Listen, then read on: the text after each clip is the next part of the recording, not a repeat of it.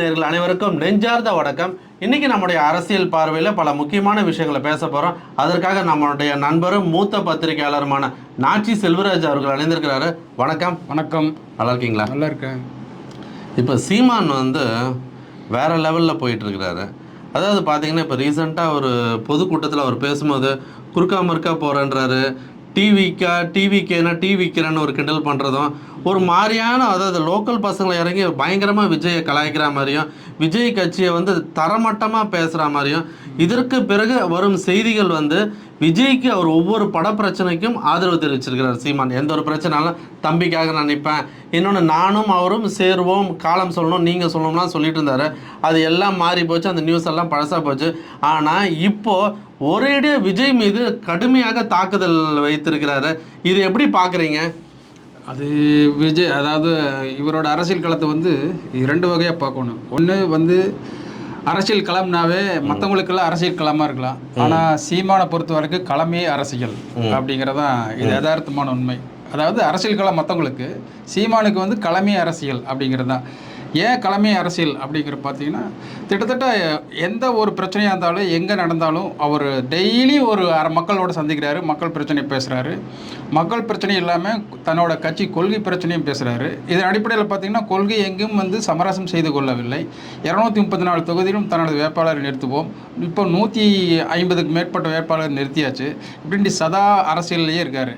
ஆனால் இவர் முதல்வரை சந்தித்த பிறகு, ஸ்டாலின் அவர்களை சந்தித்த பிறகு இவரோட அரசியல் களம் மாறி இருக்குது அப்படின்னு சில அரசியல் விமர்சகர்கள் கருத்து வைப்பது உண்டு. அது ஒன்று. ரெண்டாவது, இவரோட அரசியல் தன்னந்தனியாக பாதையாக போயிட்டுருக்கு அப்படிங்கிறது தான். இப்போ பார்த்திங்கன்னா வட மாவட்டங்களில் ஒரு அரசியல் நிலவரம் இருக்கும், தென் மாவட்டங்களில் ஒரு அரசியல் நிலவரம் இருக்குது அப்படிங்கிறது யதார்த்தமான உண்மை. அந்த அரசியல் நிலவரத்தை தான் வாங்கி கொண்டு தன் கட்சியை எப்படி அந்த மக்களிடம் புகுத்துவது, ஓட்டை எப்படி ஆக்குவது அப்படிங்கிறத சிந்தனையிலேயே செஞ்சுட்டு செயல்பட்டுருக்கிற ஒரே அரசியல் கட்சி தலைவர் அவர் தான், சீமான் தான்.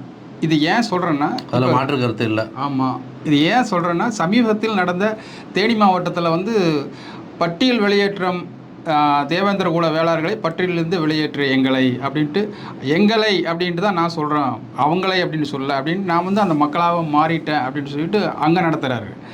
அந்த அது ஒரு பொதுக்கூட்டமாக நடத்தினா கூட அது பெரிய அளவில் அந்த மக்களை சென்றடைகிறது. இப்போ செஞ்சிக்கோட்டையில் போய் கோன் அவங்களை பற்றி பேசுகிறாரு. அந்த செஞ்சிக்கோட்டை வந்தது, அந்த கோட்டைக்கு பின்னாடி 150 ஆண்டுகளுக்கு முன்னாடி எப்படியெல்லாம் இருந்துச்சு, அதை யார் ஆண்டார்கள், எந்த மக்கள் அதை இடைநிலை சாதிகளாக இப்போது அறியப்பட்ட அவர்களெல்லாம் கோன் என்கின்ற அவர்கள் எப்படியெல்லாம் அதை ஆண்டாங்க, அதனுடைய பின்னணி என்ன, அந்த மக்களுக்கு புரிய வைக்கிறாரு. ஸோ அரசியல் அவர் அரசியல் வயப்படுத்திட்டு இருக்கார் மக்களை அப்படிங்கிறதா சொல்லணும். இதற்கிடையே விஜய் அப்படிங்கிறவர் அந்த கொள்கை ரீதியாக பார்க்குற போது விஜய் 150 கிலோமீட்டர் தொலைவில் இருக்கார். இவரை பார்க்குற போது இவர் மக்களோட மக்களாக இருக்கார், நெருங்கவே முடியாது அப்படிங்கிறத அரசியல் கள நிலவரம். தேர்தல்களை சந்தித்தவர், பல தேர்தலை சந்தித்தவர், பல பொதுக்கூட்டங்கள், பல உண்ணாவிரதங்கள், பல போராட்டங்கள். வாக்கு வங்கி 8% உயர்த்திருக்கிறது சாதாரண விஷயம் கிடையாது. அதை அவரே உணர்ந்துட்டார். அதை 8%ங்கிறது அந்த ரேஷியோ மேலே போயிட்டு தான் இருக்கும் பொழிஞ்சு கீழே வராது அப்படிங்கிறது இருந்துச்சு. அப்போது தெளிந்த நீரோடையில் போயிட்டுருக்கிற போது ஒரு கல்லை தூக்கி போட்டால் அது அப்படியே கலங்கி போயிடும். அது கலங்கி மீண்டும் அது தெளிவடைகிறதுக்கு கொஞ்சம் லேட் ஆகும் அப்படிங்கிறது தான். இப்போ அரசியலை திடீர்னு குதிச்ச உடனே இப்போ இவர் என்ன பண்ணுறாரு, நீங்கள் கேட்டிங்களோ ஒரு கேள்வி, விஜய்க்கும் அரசியல் இவரோட சேர்ந்துருந்தார், இப்போ விலகி நிற்கிறாரு, என்ன காரணம்னு. இதுதான் காரணம். இப்போ அவர் வந்த உடனே கல்லு தூக்கி போட்டாங்க, விஜய் என்ன பண்ணுவார் அப்படின்ட்டு. சரி தம்பி நானும் என்ன செய்யலாம் அப்படின்னாரு. நான் இடதும் இல்லை வலதும் இல்லை, நான் நடு ரோட்டில் தான் நிற்பேன் அப்படின்னு. நடு ரோட்டில் நின்று நான் லாரி அடிச்சுட்டு தான் போக அப்படிங்கிறது தான் அவருக்கு ஏதோ ஒரு கொள்கை. உலக ரீதியாக இப்போ அமெரிக்க அதிபர் வலது அப்படிங்கிறது எல்லாத்துக்கும் தெரிஞ்சது தான். இப்போ இடது அங்கே ஆட்டோமேட்டிக்காக இன்னொரு கட்சி இருக்குது அப்படிங்கிற போது அங்கேருந்து ஆரம்பிக்குது, வல்லரசுலேருந்து ஆரம்பிக்குது. இங்கேயும் அப்படி தான். இப்போ பிஜேபி வலது, இங்கே இடது, இங்கே வர்றது திமுக போன்ற கட்சிகளெல்லாம் கம்யூனிஸ்ட் கொள்கை உள்ளே வாங்கி இருக்குது. அதன் அடிப்படையில் இவர் தமிழ் தேசியம் பேசிகிட்டு இருக்காரு. ஒன்றா அங்கே நில்லு இங்கே நில்லு அப்படிங்கிறாரு. இப்போ அதாவது கொள்கை ரீதியாக நீ இல்லை, இன்னும் வரல அப்படிங்கிறத விஜய் மீதோட அவரோட தாக்குதல். அவர் தன்னோட வழிகாட்டியாக பெரியாரையும் எடுத்துக்கிறாரு, ஜீவானந்தத்தையும் எடுத்துக்கிறாரு. நான் 2 பக்கம் அப்படி இருப்பேன் அப்படிங்கிறாரு. நீ 2 பக்கம் நிற்காத அப்படின்ட்டு அவர் சொல்லி பார்த்தாரு, கேட்கல. நீ நமக்கு ஒத்து வர மாட்டேன் அப்படிங்கிற முடிவு பண்ணிட்டார். விஜய் வந்து நமக்கு ஒத்து வர மாட்டார் அப்படிங்கிற கொள்கை ரீதியாக ஒத்துட்டார். நம்ம வந்து கீழே இறங்கி பேச விரும்பல அரசியலெல்லாம். நம்மளுக்குன்னு ஒரு டிக்னிட்டி இருக்குது, ரூபிக்ஸ்க்கு ஒரு டிக்னிட்டி, அதை மெயின்டைன் பண்ணுறோம், அவ்வளோதான். அவன் கொஞ்சம் ஸ்லேடையாக தான் நம்ம பதில் சொல்ல முடியும். அந்த அடிப்படையில் பார்த்தீங்கன்னா சீமான் தனது பாதையில் கரெக்டாக போயிட்டுருக்காரு செவனே. ஆனால் இன்றைக்கி அவரோட தேர்தல், அதாவது மாநாடு நடக்குது, 2வது மாநாடு. அதாவது எனக்கு தெரிஞ்சு ஒரு வருஷத்துக்குள்ளே போன ஆகஸ்ட்டில் தான் நடத்துறாருன்னு நினைக்கிறேன் மாநாடு. அதுக்குள்ளே வந்து ஒரு வருஷத்தில் வந்து மறுபடியும் தன்னோட மாநாடு மறுபடியும் நடத்துறது வந்து அந்த தொண்டர்கள் மத்தியில் அது விசிலடிச்சாங்க குஞ்சுகளாக இருக்கிறாங்க. அதனால வந்து விசிலடிச்சுட்டு எங்கே வேணாலும் வருவாங்க. எப்போவுமே பொதுவாகவே அது ஒரு குற்றச்சாட்டாக வச்சுட்டு இருக்கிறீங்க. நானும் பார்த்துருக்கேன். விஜய் வந்து 2வது மாநாடு நடத்தக்கூடாதா, இல்லை விஜயோட ரசிகர்கள் வந்து அணில்னு சொல்லி இது பண்ணுறதும் கலாய்க்கிறதும் ப்ளஸ் இதே மாதிரி விசிலடிச்சான் குஞ்சுகள்லாம் எல்லாருமே ஒரு காலத்தில் இப்படி தானே வந்தாங்க. ஒரு வருஷத்துலேருந்து என்ன மாற்றம் விஜய் கிட்ட, என்ன மாற்றம்? எந்த மாற்றம் இல்லை, ஏமாற்றம் தான். அந்த குற்றச்சாட்டு இன்னும் இருக்கு. ஒர்க் ஃப்ரம் ஹோம் கல்ச்சர் இன்னும் இருக்கு. போராட்ட காலத்தில் இருக்கிறவங்க நேரடியாக பனையூர் இல்லத்துக்கு வர வச்சு தான் இவர் பார்க்குறாரு. அங்கே ஒரு ஃபோட்டோ ஷூட் மாதிரி வீடியோஸ் எடுத்து போடுறாரு. அன்னைக்கு வந்து ஜெயலலிதா வந்து மிக பிரபலமான ஒரு நடிகை, எம்ஜிஆர் சிவாஜி கூட நடிச்சிருந்தாங்க, ஜெய்சங்கர் மற்றவங்க கூட நடிச்சிருந்தாங்க. அதனால வந்து பால்கனி பாவைன்னு கூட எதிர்கட்சிகள் அவங்க மேலே குற்றம் சாட்டினாங்க. ஏன் பால்கனி பாவை அப்படிங்கிற ஒரு குற்றச்சாட்டுனா அதிகமாக திமுக சைடில் தான் போயிட்டு இருந்தாங்க. அந்த காலத்தில் வந்து பார்த்திங்கன்னா கிட்டத்தட்ட அது வந்து அவங்களோட அந்த கிளாமருக்கும் அந்த அழகுக்கும் வந்து கூட்டிகிட்டே இருந்துச்சு. தொண்டர்கள் ஒரு பெண் வந்து அரசியல் வர்றாங்க அப்படிங்கிற மாதிரி வந்துட்டு சில விஷயங்களெல்லாம் பெண்கள்னு ஒரு தனிப்பட்ட முறையில் இருக்குது. அவங்க வந்து எல்லா இடத்துலையும் போக முடியாது அப்படிங்கிற மாதிரி இருந்துச்சு. அதே பணியில் விஜய் கையாளுவது வந்து அவரே ஏமாற்றிக் கொள்வதற்காக ஒரு சமம் தான். நான் ரீசெண்டாக வந்த ஒரு செய்தியில், அதாவது விஜயை வச்சு தான் விஜயோட ரசிகர்களை ஒரு அவங்கள குஷிப்படுத்தி தன்னுடைய ஓட்டுகளை அதிகரித்துக்கிட்டதாகவும், அதனால இப்போ விஜய் ரசிகர்கள் வந்து சீமான் மேலே கோபமாக இருக்கிறதாகவும் ஒரு இட்டுக்கட்டின செய்தி, ஒரு பெய்டு நியூஸ் மாதிரி இப்போ பரப்பப்படுகிறது. அது எப்படி? அதாவது கரெக்ட் தான். விஜயை நம்பி தான் இருக்காரா சீமான்? விஜய் அதாவது நான் ஏற்கனவே சொன்னது தான், கொள்கை ரீதியாக தன்னோட மக்களை கட்டி போட்டு எல்லா சமூக மக்களும் அது சரி, தேவர் சமூகம், தேவேந்திர குல வேளாளர் சமூகம், இந்த பார்த்தீங்கன்னா வன்னிய சமூகம், பறையர்குடி சமூகம், எல்லா சமூகத்துக்கும் ஒரு போராட்டத்தை வச்சு களங்காண்டுட்டுருக்கார் சீமான் அவர்கள். அவர் அப்படித்தான் அந்த காலத்தில் தான் போயிட்டுருக்காரு. ஆனால் இவர் அப்படி இல்லை. எல்லா சமூகத்துலேயும் எனக்கு ரசிகர்கள் இருக்கிறாங்க, அதை வச்சு தான் நான் போகிறேன் அப்படிங்கிற மாதிரி இருக்குது. இப்போ பார்த்தீங்கன்னா உளவுத்துறை வந்து ஐபி ஆகட்டும் இல்லை ஐஎஸ் ஆகட்டும், மத்திய மாநில அரசுகள் ரெண்டுமே வந்து இப்போ சில உளவுத்துறை ரிப்போர்ட்டெல்லாம் எடுப்பாங்க. அது பார்த்தீங்கன்னா அந்த ரிப்போர்ட் பார்த்தோம்னா சில அதுக்கடுத்து தலைவர்கள் வந்து குதித்து சந்தோஷமாக இருப்பாங்க. அதுக்கடுத்து பார்த்து சில தலைவர்கள் வந்து சோம்பி போயிடுவாங்க, என்னடா அப்படி அப்படிங்கிற மாதிரி இருக்குது அந்த ரிப்போர்ட் பார்த்தோன்னே. இப்போது ஆரம்பத்தில் இந்த ஒரு வருஷத்துக்குள்ளே ரிப்போர்ட் பார்த்துட்டு குதிச்சுட்டு இருக்கிறவர் யாருன்னு பார்த்தீங்கன்னா சீமான் தான். அவருக்கு வந்து ஒரு ரேஷியோ போயிட்டே இருக்குது. அதுக்கு ஒரு டைம் வந்து சந்தோஷமடைய ஒரு சமயம் சோம்பலாக இருக்கிறது யாருன்னு பார்த்தீங்கன்னா விஜய். இது வந்து கண்கூட தெரியும், எல்லாத்துக்குமே தெரியும். இது எல்லாருமே புரிஞ்ச விஷயந்தான். அதன் அடிப்படையில் வந்து மற்ற அரசியல் கட்சிகள் இப்போ அதை கிட்டத்தட்ட ஒரு 50 ஆண்டு காலம் வந்து திராவிட கட்சிகள் மட்டும்தான் தமிழகத்தை ஆண்டு கொண்டு இருக்கும் கட்சி அவங்க தான். என்னை மீறி எதுவும் வரக்கூடாது, வர முடியாது அப்படிங்கிறது அவங்க வந்து தெளிவாக்குறாங்க. இதே சமயத்தில் வந்து இவங்கள 2 பேரும் இந்த மாதிரி அடிச்சுட்டு மோதிட்டு இருக்கிறது வந்து அவங்க 2 பேர்த்துக்கும் கொஞ்சம் சிரிப்பாக தான் இருக்கும். ஏன்னா எல்லாமே ஒரு சிங்கிள் டிஜிட்டில் தான் அவங்க ஓட்டு வங்கி இருக்குது. இப்போ வந்து சீமான் வந்து 8.4 வாங்கிக்கிறாரு, இவர் எவ்வளோ வாங்குவார் அப்படிங்கிறது வந்து இப்போ ஒரு சில ஆதரவாளர்களும் பார்த்திங்கன்னா விஜய் வந்து 20 வாங்கிடுவாருங்கிறாங்க, ஒரு சிலர் பார்த்திங்கன்னா 8 வாங்குவாருங்கிறாங்க. எனக்கு தெரிஞ்சு இப்போ அரசியல் நல்லா தெளிவாக தெரிஞ்சவங்க, நல்ல அறிவு உள்ளவங்க, இப்போ அந்த தனியார் சர்வே எடுக்கிறதும் சரி, மாதம் எடுக்கிறதும் சரி, அந்த குறிப்புகளெல்லாம் அறிஞ்சவங்க அவங்கெல்லாம் சொல்கிற விஷயம் என்னென்னா, விஜய் வந்து ஒரு 8% மேலே எந்த ததிகணத்தை போட்டாலும் வாங்க முடியாது, 8 கீழே தான் வாங்குறதுக்கு வாய்ப்பு இருக்குது அப்படின்னு சொல்கிறாங்க. 1. 2வது, இப்போது இவரை பார்க்குற போது, சீமானை பார்க்குற போது அவர் எவ்வளோ வாங்குவார் அப்படின்னா, இந்த டைம் ஏற்கனவே 8.4 வாங்கியிருந்தார். அவர் ரேஷியோ பிரகாரம் இப்போ இருக்கிற சூழ்நிலையில் 8க்கு மேலே போய் டபுள் டிஜிட்டுக்கு தாண்டுவார் அப்படின்ட்டு இப்போ வந்து நம்ம பொதுவாக சொல்கிறதில்ல, இது வந்து கணிக்கப்பட்ட ஒன்று, கிரவுண்ட் ரிப்போர்ட். அது இவர் டபுள் டிஜிட் போகிறாரு, அவர் 8க்கு வராரு அப்படிங்கிறதா. இந்த ஓட்டு யாருக்கிட்டேருந்து போகுது அப்படிங்கிறத நாம் பார்த்தோம்னா, இது அதிமுக கிட்டேருந்து போகுதா, திமுக கிட்டேருந்து போகுதா அப்படின்னு கேட்டிங்கன்னா 2 பேர்த்துக்கிட்டே இருந்து போகுது. அவங்களோட பர்சன்டேஜ்லேருந்து இவங்க 2 பேருமே கொடுக்குறாங்க அப்படிங்கிறதா யதார்த்தமான ஒன்று. அது தவிர இந்த first time voters, ladies votes, first time voters நம்ம ஏற்கனவே புள்ளி விவரங்கள் சொல்லிக்கிறோம். 1,60,00,000 வாக்காளர்கள், புது வாக்காளர்கள் வந்து கிட்டத்தட்ட ஒரு 60 லட்சம் பேர் வந்து விஜய்க்கு வாக்களிக்கிறதுக்கு தயாராக இருக்கிறாங்க. அந்த வாக்குகள் 60 லட்சம் வாக்குகள் ரிப்போர்ட் சொல்கிற பிரகாரம் 60 லட்சம் வாக்குகள். அந்த 60 லட்சம் வாக்குகளும் இவருக்கு போய் பூத்தில் விழுகுமா அப்படிங்கிறது மிகப்பெரிய சந்தேகம் இருக்குது. அது 60 லட்சத்துக்கு கீழே தான் குறையிறதுக்கு தான் வாய்ப்பு இருக்குது, மேலே போகிறதுக்கு வாய்ப்பு இல்லை. ஸோ 60 லட்சம்ங்கிறது வந்து என்ன 8% கீழே தான் அவர் வாங்க முடியும் அப்படிங்கிறத இது வந்து தெளிவாக சொல்லுது. இப்போ வந்து சீமானுக்கு பார்த்தீங்கன்னா 1,60,00,000 அந்த புது வாக்காளர்களை கிட்டத்தட்ட அவருக்கு அதில் புது வாக்காளர் நிறைய ஏற்கனவே வாங்கின வாக்காளர்களும் இருக்கிறாங்க.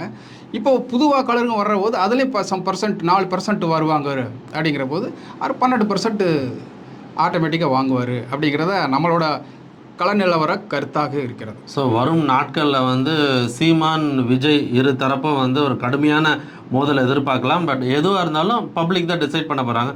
நெக்ஸ்ட்டு ஆம்புலன்ஸ் அரசியல். குட் டைட்டில் உங்களுக்கு புரியும்னு நினைக்கிறேன். இபிஎஸ் அவர்கள் வந்து கூட்டம் நடத்திட்டு இருக்கும்போது அந்த வழியாக ஆம்புலன்ஸ் வண்டி வந்திருக்கு. அதில் அவர் கடுமையாக பேசின வீடியோ வந்திருக்கு.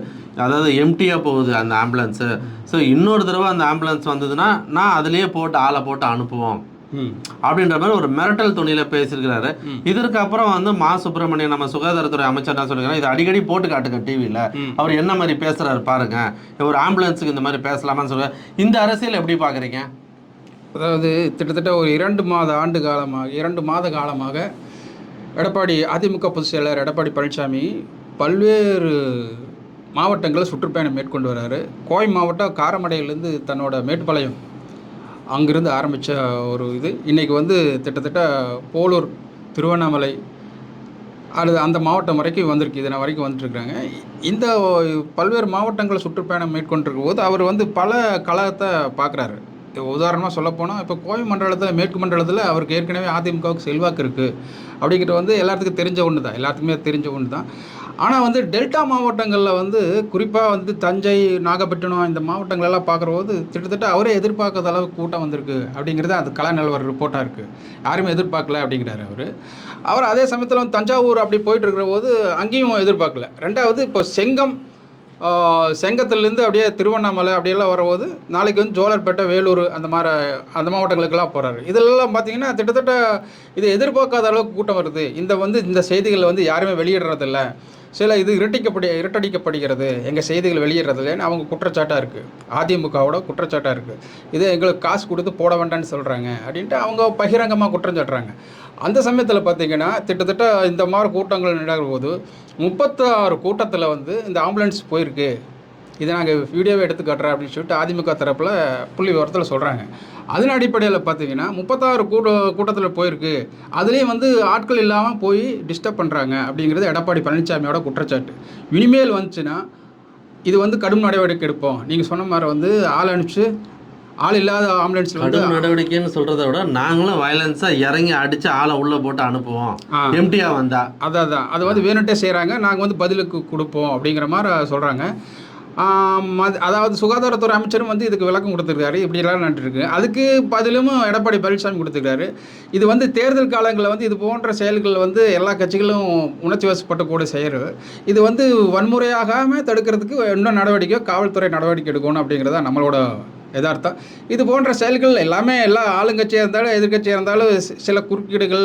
ஆனால் மக்கள் இதை ரசிக்கலை. இது வந்து ஏற்றுக்கும். ஏன்னா வந்து அங்கே வந்து அந்த கட்சிக்காரங்க வந்து எல்லாரும் நிறைய வந்திருப்பாங்க. அதே சமயத்தில் வந்து ஒரு சின்ன அரசியலில் ஆம்புலன்ஸ் இழுக்க வேண்டாம், ஆம்புலன்ஸ் எம்டியாக வருதோ வரலையோ, பட் அது கொஞ்சம் யோசிக்க வேண்டிய விஷயம் இல்லை. எல்லாம் எந்த கட்சி நடத்தினாலும் ஆம்புலன்ஸ் வரத்தான் செய்யும். ஏன்னா ஆம்புலன்ஸ் வந்து காட்டுக்குள்ளே போகாது, நாட்டுக்குள்ளே தான் போகும், மக்கள் இருக்கிற வாக்கு தான் போகும். ஹாஸ்பிட்டல் அங்கே எம்டியாக போகுதுன்னா கூட யாரோ ஒருத்தர் கால் பண்ணியிருப்பாங்க. அதாவது தெரியும், அதை முறையும் இருக்குது. அதை வந்து ஆம்புலன்ஸ் ஆட்கள் நோயாளி இல்லாத போது ஆம்புலன்ஸ் அந்த ஆரன் அடிக்கூடாதுங்கிறது இருக்குது. அந்த சைலண்ட் வச்சது அது யூஸ் பண்ணக்கூடாதுன்ட்டு காவல்துறையில் ஒரு உத்தரவே இருக்குது.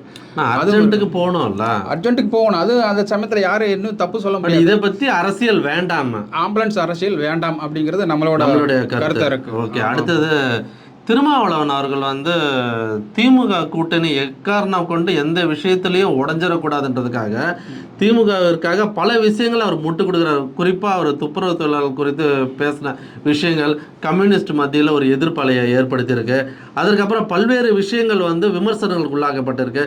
திருமாவளவன் செய்கிற அரசியல் எப்படி பார்க்குறீங்க? இன்றைக்கி வந்து ஐபி ரிப்போர்ட் பிரகாரம் வந்து மத்திய அரசு உளவுத்துறையில் ரிப்போர்ட் சொல்கிறது ஒரு கணிசமான வாக்கு வங்கி வச்சிட்ருக்கிற ஒரு திமுகவில் கணிசமான வாக்கு வங்கி வச்சிருக்கிற ஒரு கட்சி எதுன்னு வந்துட்டு அது விடுதலை சிறுத்தைகள் கட்சி தான். ஐபி ரிப்போர்ட் சொல்கிறது அதுதான். கிட்டத்தட்ட கணிசமான வாக்குகள் அந்த எந்த அளவுக்கு இருக்குன்னு சொல்கிறது தெளிவாக தெரியாது, எவ்வளோ பர்சன்ட்டுன்னு தெரியாது. இதன் மூலம் வந்து பலன் அடைகிறது திமுக தான். அது வந்து தெளிவாக தெரிகிற விஷயம். எக்காரணத்தை கொண்டும் திமுகவுக்கும் அந்த மறைமுக உத்தரவு இருக்குது.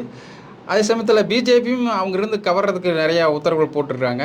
இது வந்து திருமாவளவனுக்கு வந்து தெரியாத விஷயம் இல்லை, அவருக்கு வந்து நல்லாவே தெரியும். இந்த மாதிரி நமக்கு வந்து நல்லா பயனுள்ள ஒரு இடமா இருக்குது அப்படிங்கிற மாதிரி அவருக்கும் தெரியும். இப்போ துப்புரவு தொழிலாளருக்கு வந்து போராட்டம் நடத்திட்டு இருக்கிற போது இப்போ வந்து அவங்க வந்து தன்னோட அதாவது வேலைக்கு உத்தரவாதம் தரணும், எனக்கு பணி உத்தரவாதம் தரணும், வாழ்வாதாரம் முன்னேற்றம். ஆமாம், ஏற்கனவே 23,000 சம்பளம் வாங்கிட்டு இருக்கேன், அது 16,000 குறைக்கப்படுது, அதிலிருந்து என்னை மீட்க வேண்டும், குறைவான சம்பளத்தை எப்படி நாங்கள் போகணும் அப்படின்ட்டு தான் அவங்க சொல்கிறாங்க. இதை வந்து துப்புரவு தொழிலாளர் எனக்கு தெரிஞ்சு ஒரு சமூகம் தான் செய்கிறாங்க அப்படிங்கிற மாதிரி எல்லாம் இல்லை. எனக்கு தெரிஞ்சு எல்லா சமூகமும் அதில் வேலை செய்கிறாங்க. ஒன்று. ரெண்டாவது, இந்த நேரத்தில் வந்து திருமாவளவன் அவர்கள் அதாவது துப்புரவு தொழில் நிரந்தரமாகக்கூடாது அப்படின்ட்டு எந்த நோக்கத்தோடு சொல்கிறாருங்க தெரியுது. அவர் சார்ந்த சமூகம் அது அந்த வேலை தொடர்ந்து செய்யக்கூடாது, அடுத்த நகர வேண்டும் அப்படிங்கிறது இது வந்து இந்த நேரத்தில் சொல்கிறது அது தெளிவாக. இன்னொன்று, அதை மட்டும் கட் பண்ணி போடும்போது அது வேற மாதிரியான விமர்சனங்களுக்குள்ளாக இருக்கு. இல்லை, தொழிலாளர்கள் அந்த துப்புரவு தொழிலாளர்கள் போராடி கொண்டிருக்கிற இந்த நேரத்தில் போய் அவரோட கருத்தை திணிப்புது அப்படிங்கிறது வந்து அந்த மக்கள் அந்த துப்புரவு தொழிலாளர்கள் ஏற்றுக்கல. இந்த நேரத்தில் அதை சொல்லக்கூடாது. நீங்கள் வந்து தனியாக இருக்கிற போது சொல்லுங்கள். இப்போ வந்து நாங்கள் வந்து பணிக்காகவும் அந்த ஏற்கனவே 23,000 வாங்கிட்டு இருந்த அந்த தொகைக்காகவும் போராடிட்டு இருக்கிறோம். இந்த நேரத்தில் வந்து அந்த வாரிசுதாரர்களை வந்து அதே தொழிலை செய்யணும் அப்படிங்கிறத கொண்டு வரக்கூடாது அப்படிங்கிறத அந்த அரசியல். இந்த அரசியலில் வந்து புரியாத நேரத்தில் இவர் சொன்னது வந்து யாரும் ஏற்றுக்கல. இப்போ அவரே அதை அந்த கருத்தை பின்வாங்கிட்டாரோன்னு சில செய்திகளில் வருது. அது உண்மையாக என்னென்னு தெரியல, அது போக போகத்தான் தெரியும். உங்களுடைய ஆழமான அழகான கருத்துக்களை பதிவு செய்தமைக்கு நன்றி. எப்பவுமே ஒரு விஷயம், ப்ளூ பிக்ஸ் வந்து எப்பவுமே வந்து ஒரு என்னென்னா மக்கள் கருத்து அப்படின்னு சொல்லிட்டு நாங்களாக எங்களோட கருத்தை திணிக்கிறதுல எங்களுடைய கருத்தை நாங்கள் பதிவு பண்ணுறோம். அதில் மாற்று கருத்து இருப்பவர்கள் கண்டிப்பாக விமர்சனம் செய்யலாம். தரம் தாழ்ந்து, அதாவது ஒரு தேவையற்ற வார்த்தைகளை பயன்படுத்த வேண்டாம். எல்லாருக்கும் எல்லா விதத்திலையும் விமர்சனம் பண்ணுறதுக்கு எல்லா உரிமை இருக்குது. ஆனால் என்னென்னா இதில் சகோதரிகள் முக்கியமாக படிக்கிறாங்க. அதை படிக்கும்போது நாங்கள் வந்து ஒரு ஸ்டாண்டர்ட் வச்சுருக்கோம், இப்படி தான் இருக்கும் அப்படின்றத. அந்த ஸ்டாண்டர்ட் விட்டு இறங்கி வர மாட்டோம். எப்பவும் போல் எல்லாரும் கேட்குற மாதிரி நாங்கள் அவ்வளோவா கேட்க மாட்டோம். நீங்கள் முக்கியமான ஒரு விஷயம் சப்ஸ்கிரைப் பண்ணுங்கள், முடிந்த அளவுக்கு ப்ளூ பிக்ஸை வந்து எல்லாருக்கும் ஷேர் பண்ணுங்கள். ஏன்னா இன்னும் பல பரிச்சத்தமான முயற்சிகளை மேற்கொள்வதற்கு எங்களுக்கு உந்துதலாக இருக்கும். உங்களுடைய அழகான கருத்துக்களை பதிவு செய்தவங்க நன்றி.